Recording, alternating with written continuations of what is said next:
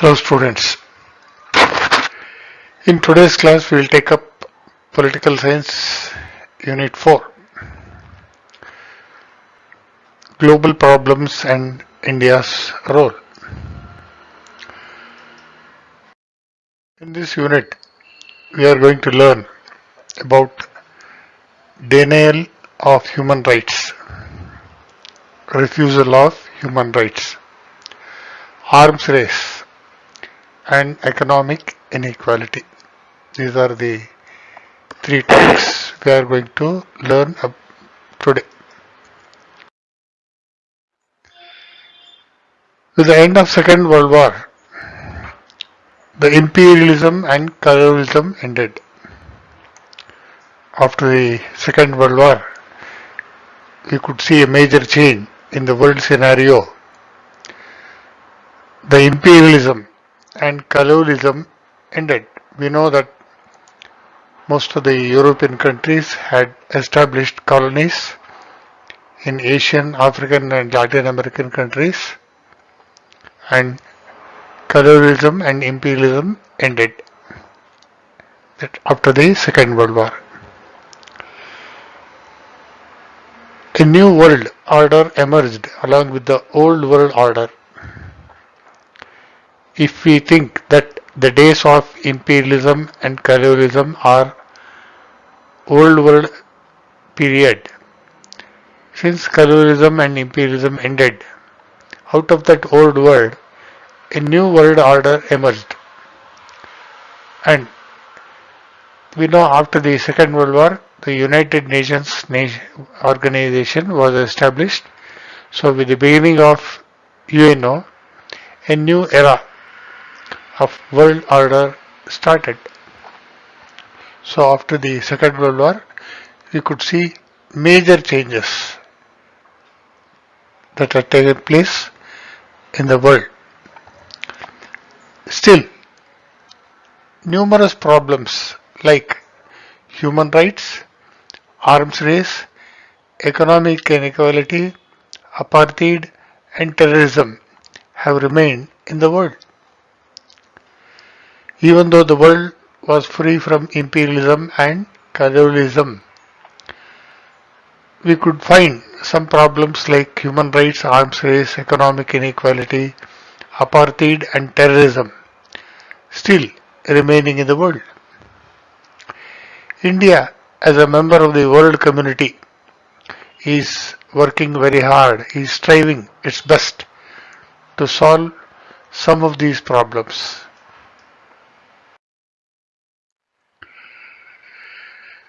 Human rights denial. Human rights are certain basic rights that every person should enjoy being born as a human being. Human rights activists or humanists have advocated that every human being should get their rights being born as a human being. Unfortunately, human rights have not been honored in the long history of human civilization. When we look back at the human civilization, human rights were always denied. Human rights have not been honored in the long history. In the name of caste, in the name of religion, race, gender, color of the skin, nationalism, etc., human rights have been denied, have been refused to many people throughout the human history.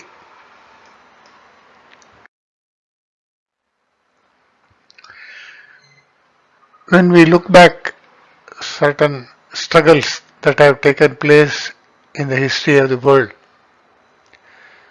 which shows that human rights were denied to a larger sections of people and people had to struggle, people had to fight for their human rights. To give example a few, the American War of Independence in 1776, the French Revolution of 1789, the Russian Revolution in 1917, and even the freedom struggle of India and many other countries in the early part of 20th century provided more strength to human rights.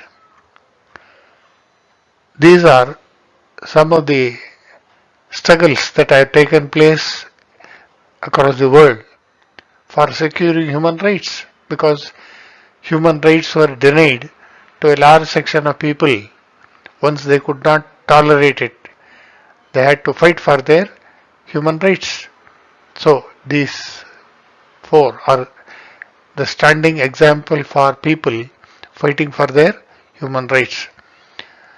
Students, you can expect a question here: which are the most important events in the human history where people have struggled, people have fought for their human rights? Some of the landmarks in the human history. Number one is the American War of Independence 1776, the French Revolution in 1789, the Russian Revolution in 1917, and also our own India's freedom struggle and freedom struggle of some other countries in the early part of the 20th century are some of the standing remarkable examples for fighting or struggling for human rights.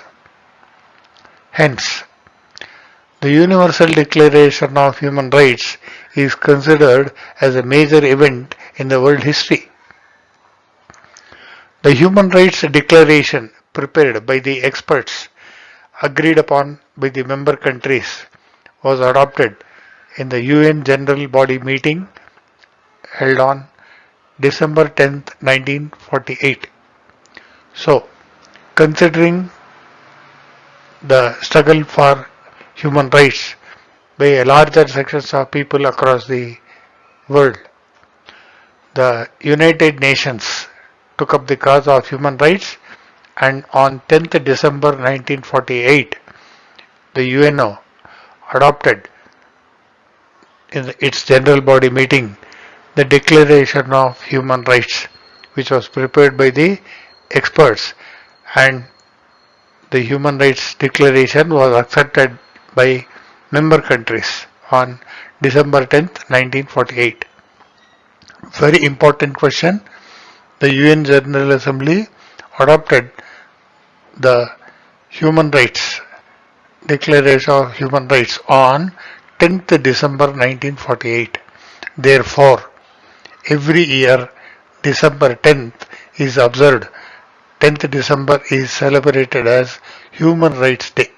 It is a very important question.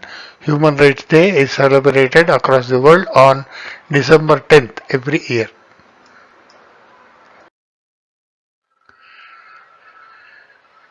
In the human history, these are the remarkable landmark examples where people across the world have fought for their human rights. The first one was the American War of Independence 1776. Second one is the French Revolution of 1784 and the Russian Revolution of 1917, and also India's struggle for independence. Ultimately, India could secure independence from British colonialism in 1947. And to solve this, the United Nations Universal Declaration of Human Rights on 10th December 1948.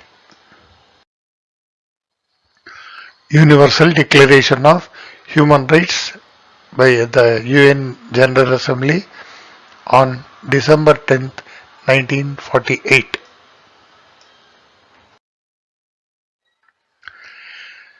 The General Assembly of the UNO has mandated the member countries to adopt and protect human rights in every country. In order to facilitate better implementation of human rights, the UNO has provided guidelines along with the Human Rights Declaration.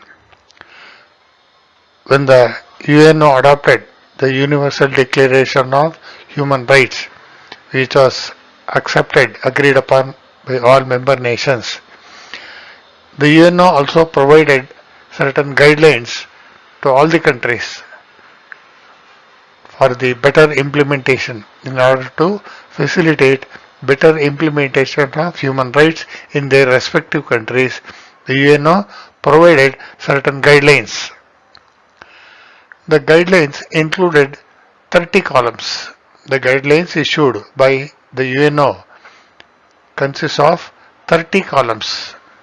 For example, every individual has a right to live with freedom, dignity and equality once he is born as a human being. Once he is born as an individual, every individual has a right to live with freedom, dignity and equality.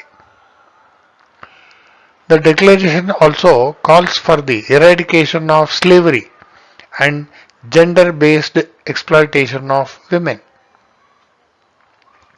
India has been advocating Universal Declaration of Human Rights from the beginning.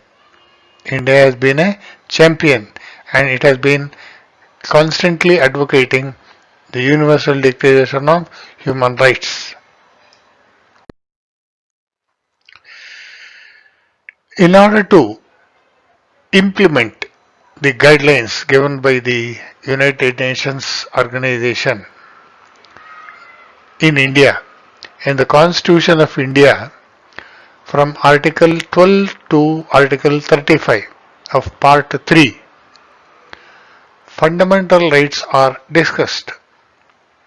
This is done with the objective of implementing the human rights guaranteed by the UN General Assembly. India has been advocating for better human rights implementation in all the meetings of UN.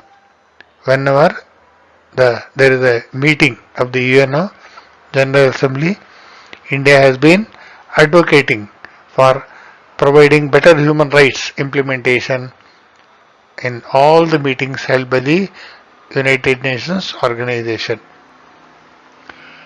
The UNO, in its conference on human rights violation in 1966, asked for the commitment on the part of member countries for the compulsory implementation of human rights.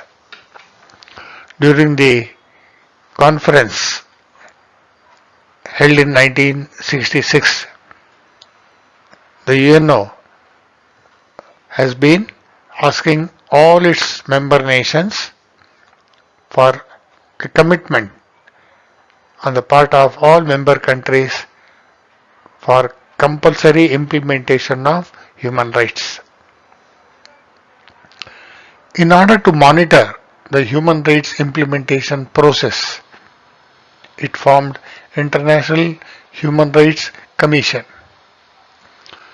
UNO, to see that all its guidelines and instructions are meticulously followed, implemented. UNO has formed an International Human Rights Commission to monitor the human rights implementation process.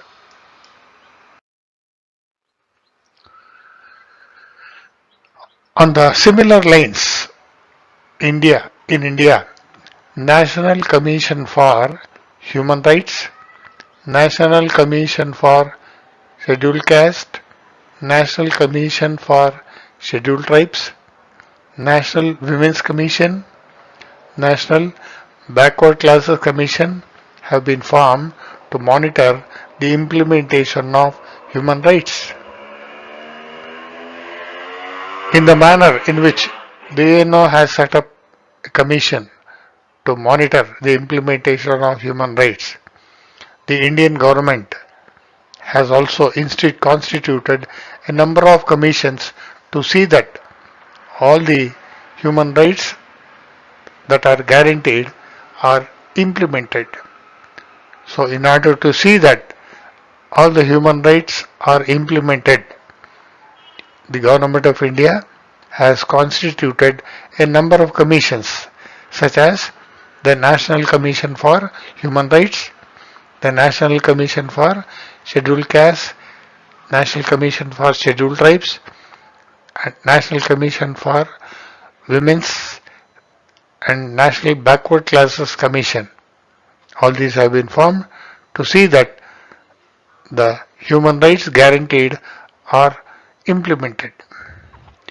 Even at the state level, similar state commissions can be found, and there is a similar state commission in Karnataka also.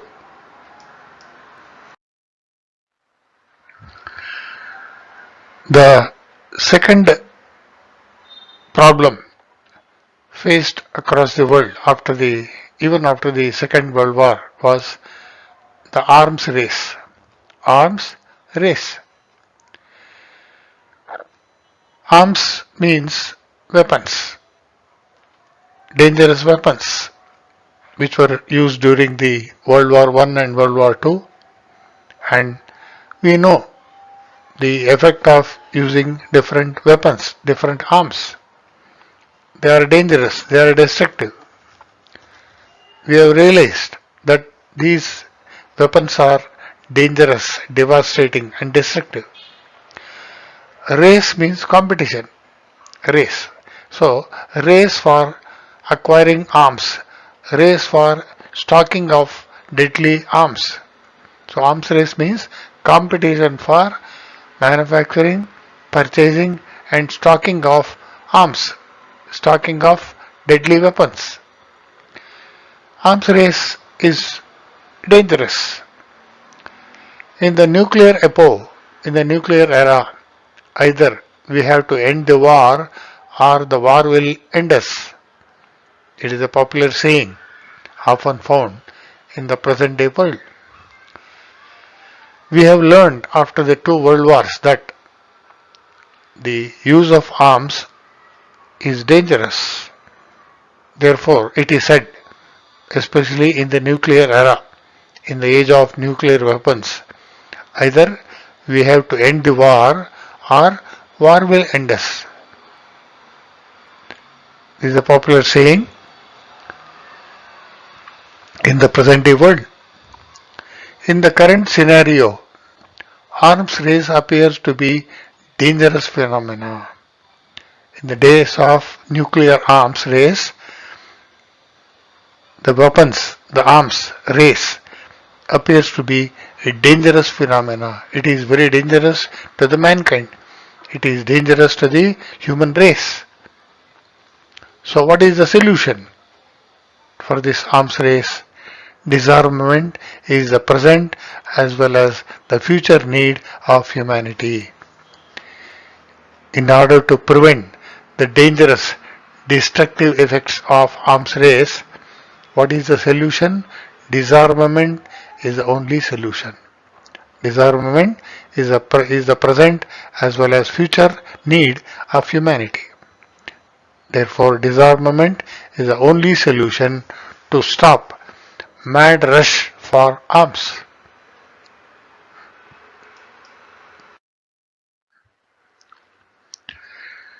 Disarmament is the only direct process available to bring down the number of arms and elimination of certain arms. The only solution to arms race is direct process. Disarmament is available to bring down the total number of arms or elimination of certain dangerous weapons or dangerous arms. Due to the competition, due to arms race, insecurity, fear, instability, and threat of war appear. Across the world, due to the presence of the arms race, due to the presence of dangerous weapons, there is insecurity, there is fear, there is instability, and threat of war across the world. In order to keep all these evils away, disarmament is the viable option available for humanity.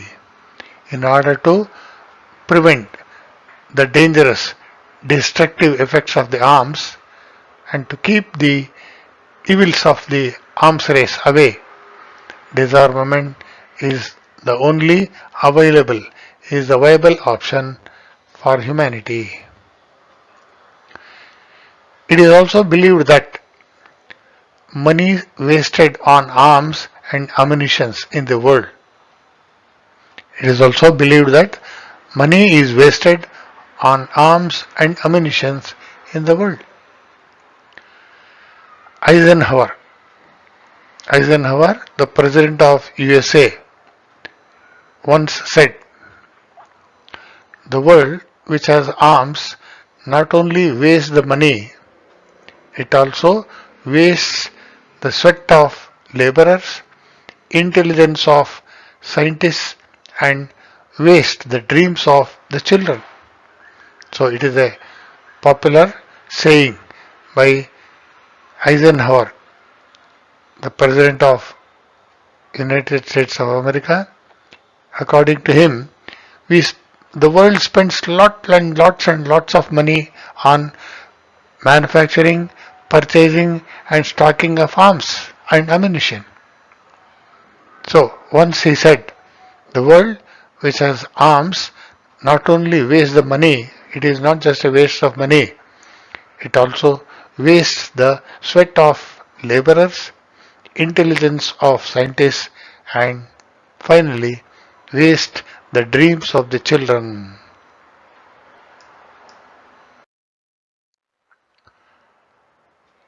After Second World War, many countries started acquiring, manufacturing and stocking of dangerous weapons, arms and ammunition.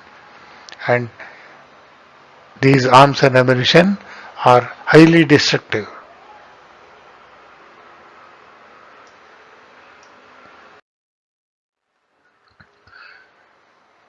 With the preparation of nuclear weapons and bombs, the issue of disarmament has become a serious issue in the present world. India, as a peaceful country, advocates disarmament. Peace is very important for global security issues. So, India from the beginning is a peace-loving country, and therefore India advocates disarmament, elimination of dangerous, deadly weapons. After 1963, both USA and USSR have entered into many bilateral agreements to stop the arms race. Here there can be an important question. After 1963, which are the important bilateral agreements? Bilateral between two countries. USA and USSR have entered into many bilateral agreements to stop the arms race. Which are those bilateral agreements? Number 1, Partial Test Ban Treaty, PTBT. Partial Test Ban Treaty. Second one, Comprehensive Nuclear Test Ban Treaty, also called CTBT. And the third one is Strategic Arms Limitation Talks, SALT. So these are the important bilateral agreements signed between the USA and USSR since 1963 to stop arms race. These are some of the agreements entered by both the countries. These can be considered as the major meeting points of agreement for the world. India and other countries need to find a way out of definitive destruction staring at the humanity. If we continue arms race, it will be a definitive destruction.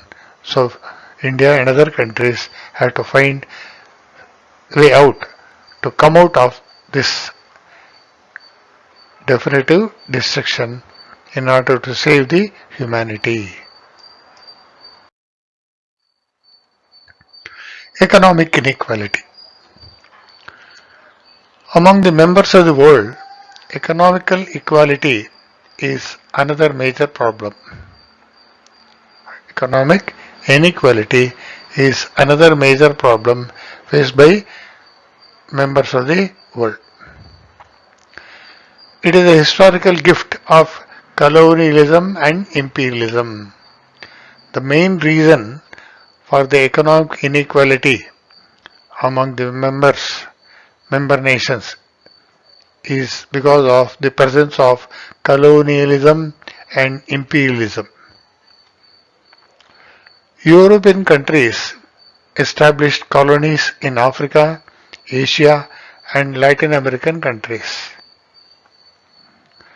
The countries that are under the control of these imperialist powers suffered from backwardness due to colonialism and imperialism.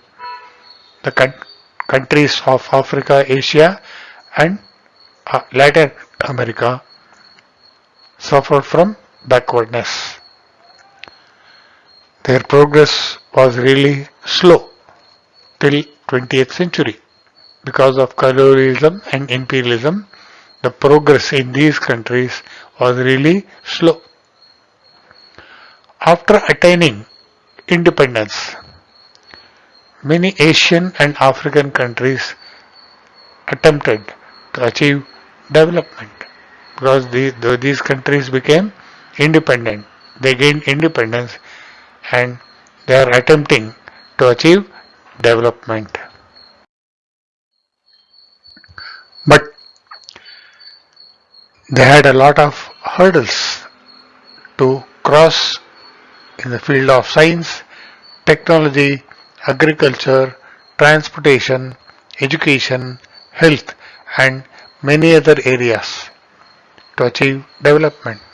So, in order to achieve development, these countries which gained independence had to cross many hurdles. They faced a lot of hardship to overcome them and achieve development in the field of science, technology, agriculture, transportation, education, health, and many other areas. Hence, they had to depend upon foreign aid, foreign assistance to achieve development. After 1945, USA and USSR started helping developing countries based on the blocks they belonged to, USA bloc or USSR bloc. But the poverty of the developing countries became the tools of power politics of the developed countries. In the later stage, India continued with its non-aligned policy.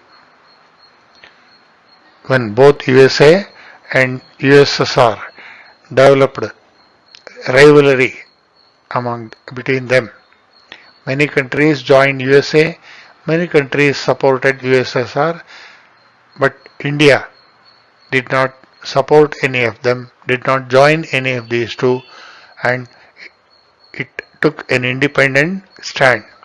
And India continued, and this position is called non-aligned policy. India did not align itself either with USA or with USSR, and it stayed away from these two power blocks, and this policy of India came to be known as non-alignment policy or non-alignment. India insisted that the developed countries should provide assistance, help to developing countries without any conditions. This helped the poor nations to protect their self-respect. It tried to channel monetary help to the third world countries. The third world the third world denotes poverty and non-development.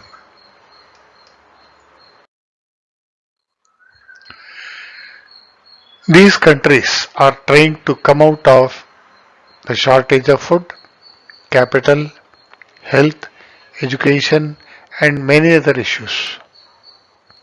In the meanwhile, the excess spending, open economy, globalization promoted by the developed world is taxing the poor nations with the increasing pollution and inability to manage the increasing problems. The UNO and the developed countries need to act beyond these limitations. India, as a progressive nation, is striving, is working hard to promote economic inequality among all the countries of the world. So that is the end of this chapter, and we will see what is the assignment for today.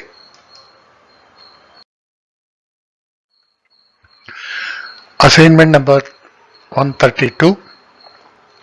Question number 1. UNO adopted the Human Rights Declaration in the year. Question number 2. Which factors inspired the movements for human rights? Third question. When is Human Rights Day celebrated? Question number 4. The main objective of the French Revolution of 1789 was A. Establishment of UNO, B. Protection of human rights, C. Prevention of foreign invasion, D. Establishment of League of Nations. Last question. Which are the bilateral agreements signed between USA and USSR since 1963 to stop arms race? So this is the assignment for today. That's all for today, and in the next class we'll come with a new lesson, new topic. Till we meet again, students, take care of yourself. Have a good day. Thank you very much.